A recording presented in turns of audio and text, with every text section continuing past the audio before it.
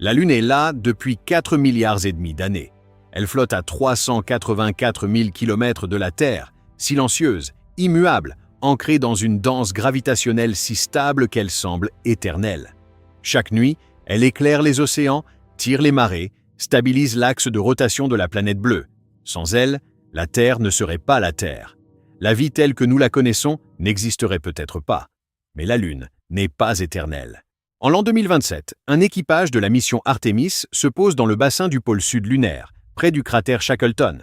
Les astronautes déploient une série de sismomètres de nouvelle génération, capables de détecter des vibrations 1 million de fois plus faibles que celles perçues par les instruments d'Apollo.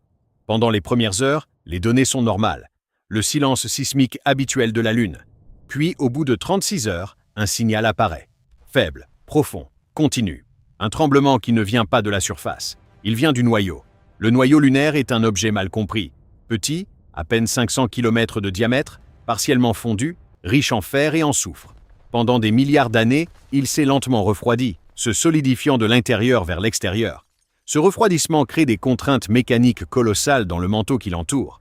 Des pressions qui s'accumulent, couche après couche, millénaire après millénaire, sans jamais se libérer. La Lune n'a pas de tectonique des plaques. Elle n'a aucun mécanisme pour évacuer cette tension. Elle encaisse. Elle encaisse depuis des milliards d'années.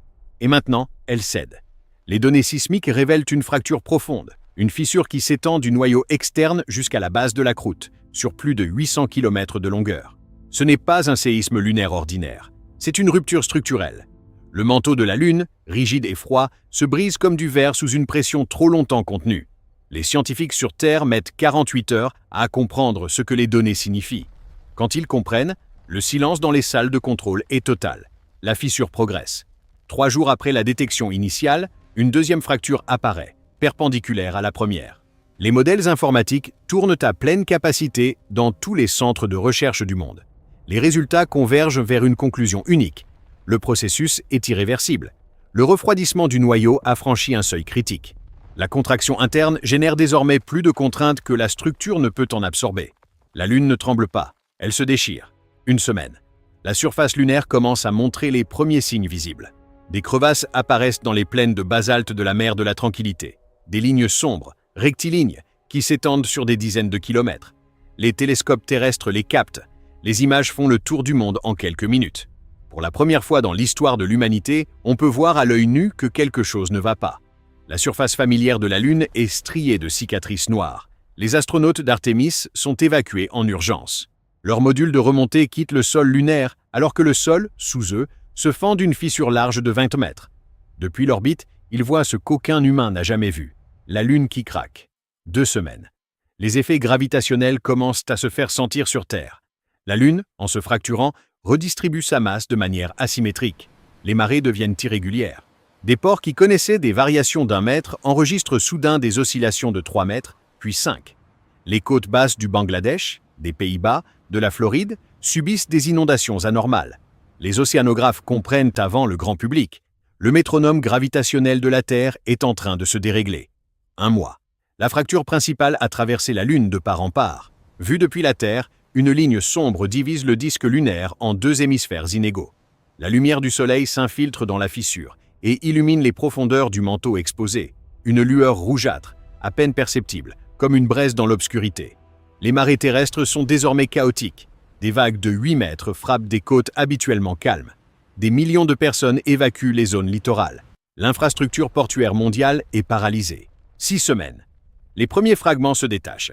Des blocs de croûte lunaire, certains grands comme des villes, se séparent du corps principal et commencent à dériver lentement dans l'espace.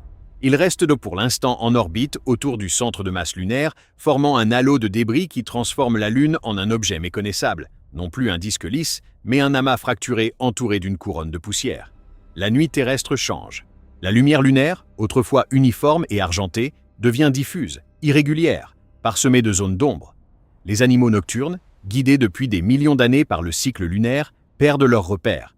Les coraux, dont la reproduction est synchronisée par la lumière de la Lune, cessent de se reproduire. Les oiseaux migrateurs dévient de leurs trajectoires ancestrales. 2 mois. La désintégration s'accélère. La Lune n'est plus un astre. C'est un archipel de roches en expansion lente, un anneau de débris qui s'étire le long de l'ancienne orbite lunaire.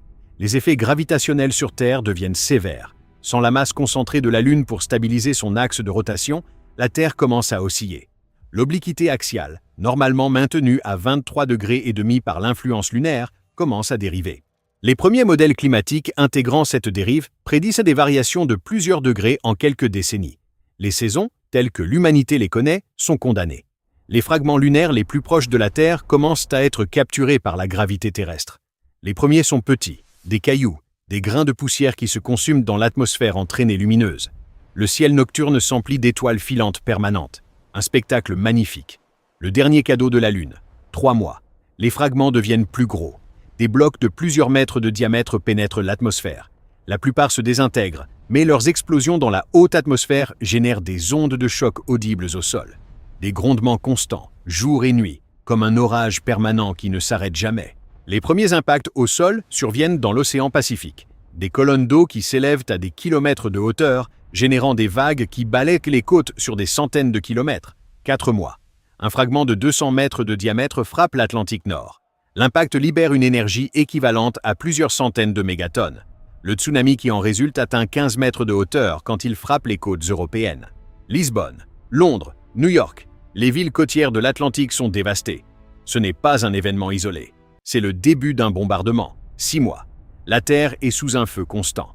Des milliers de fragments lunaires entrent dans l'atmosphère chaque jour. La poussière soulevée par les impacts et les explosions atmosphériques forme une couche opaque dans la stratosphère. La température moyenne commence à chuter. Les récoltes échouent. La photosynthèse ralentit. Les chaînes alimentaires marines et terrestres s'effondrent simultanément. 1 an. La poussière lunaire en suspension dans l'atmosphère a réduit l'ensoleillement de 40%. La température moyenne a chuté de 8 degrés. Les calottes glaciaires avancent. Les zones tempérées gèlent. L'agriculture est impossible sur la majeure partie de la surface terrestre. Les réserves alimentaires mondiales sont épuisées depuis des mois. La civilisation se fragmente, miroir terrestre de l'astre qui l'a provoqué. 5 ans. L'axe de rotation de la Terre oscille désormais de manière chaotique, sans le contrepoids gravitationnel de la Lune. Les pôles dérivent. Les saisons deviennent imprévisibles. 6 mois de lumière suivis de 6 mois d'obscurité à des latitudes qui n'ont jamais connu cela. Les écosystèmes, déjà dévastés par le froid et les impacts, ne peuvent pas s'adapter à des variations aussi rapides. Les extinctions se multiplient. 20 ans. Les derniers fragments significatifs de la Lune ont été absorbés par la Terre, par le Soleil ou dispersés dans le système solaire. Le bombardement cesse. Mais le mal est fait. L'atmosphère est saturée de poussière. Les océans sont acides, empoisonnés par les minéraux lunaires dissous. La biodiversité a chuté de plus de 81%. 50 ans. Silence. Les survivants, s'il en reste, habitent un monde méconnaissable. Un monde sans lune, sans marée régulière, sans saison stable, sans nuits éclairées. Un monde dont l'axe oscille lentement vers des inclinaisons extrêmes qui, sur des millénaires, rendront les pôles tropicaux et les tropiques glaciaires. Un monde condamné à une instabilité climatique permanente. La nuit est noire, totalement noire. Là où brillait autrefois un disque argenté, il n'y a plus rien, juste un vide que les yeux cherchent par réflexe, une absence que le cerveau refuse d'accepter.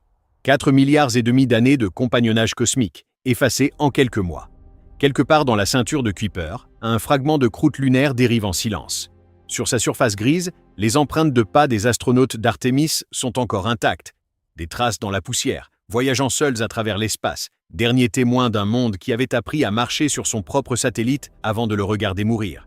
La Terre tourne toujours, mais elle tourne seule.